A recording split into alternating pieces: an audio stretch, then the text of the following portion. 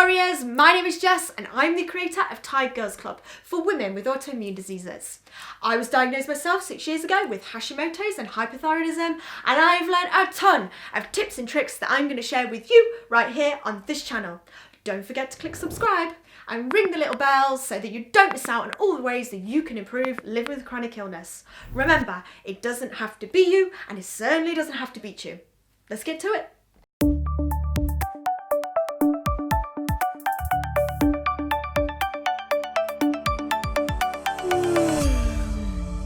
Today we're going to discuss how your thyroid is responsible for your hormonal acne and 5 things that I use to combat it. As a teen, I rarely suffered. I only had to worry about the odd spot. But as soon as I got into my mid-20s, that's when the battle commenced. At first, I was angry. Why was this happening to me now? I didn't connect the dots right away, and I spent a lot of time, money and effort trying to get to the bottom of my newfound problem.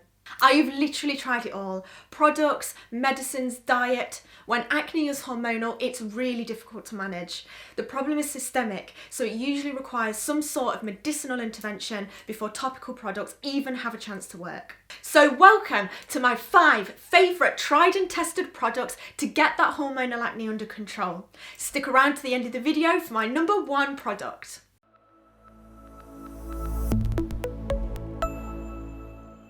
Yes, water. I know this tip is as old as time, but it really is true. I used to survive on caffeine before I understood how damaging it was to my skin and my body. Make sure that you get your 2 litres a day so that it puts you in good stead for my next 4 tips. There are a ton of topical spot treatments on the market. I have used so many of them, but they always need to be used in conjunction with one of my next tips. Try to use products with active ingredients, such as salicylic acid. I personally use the Ordinary skincare range, which is both affordable and uses some of the best ingredients.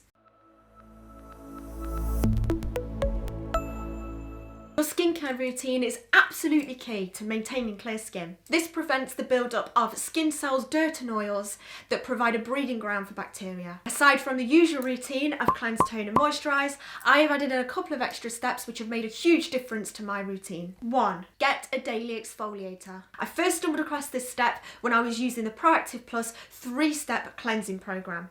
It made a huge difference to my skin. Just make sure that you're using a daily exfoliator, not a bi-weekly or weekly, as they may be too harsh for the skin and cause more damage than good. The daily exfoliator makes sure that the pores are deeply cleansed, any old skin cells are taken away, and you are primed and ready for your next step. 2. Add a night cream to your routine. Night creams tend to be thicker and can also come with added ingredients such as spot targeting treatment. 3.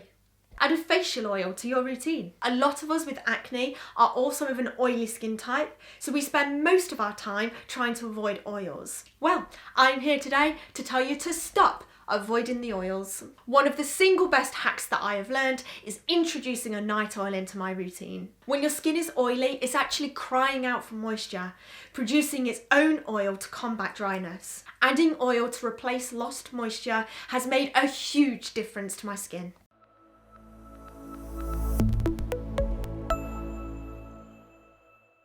Laser machines have come a long way since hair removal, and you can now have treatment for dark spots, scarring and more. Laser therapy is great for treating old acne scarring, but I wouldn't suggest it for active acne. I have had a course of treatment just around my chin area from some old acne scarring, and it's certainly made a difference. Thanks for sticking around for my number 1 thyroid acne treatment.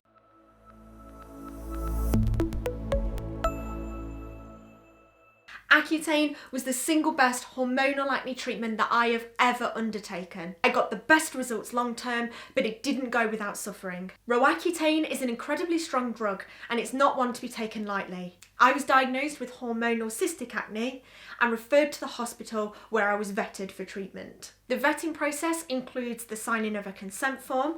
The drug is so strong that it can cause fetal abnormalities, both during taking the drug and afterwards. Therefore, you're strongly advised to avoid getting pregnant. You'll be required to do routine blood tests to check on the function of your organs, and your dosages will be really closely monitored. Negative symptoms of the Accutane include dry nose and mouth, dry glands in other areas, which can make bowel movements and intercourse quite painful, and a sensitivity to sunlight, which is an increased risk of burning. I was advised to take the drug at a separate time to my thyroxine, and I do believe it had a negative impact on my immune system. The summer after, I had an allergic reaction to sunlight, and since then, over the last couple of years, I've struggled with both RA and lupus. While I had an incredible result from this drug, I can't be certain that it doesn't negatively impact chronic illness sufferers such as myself and you.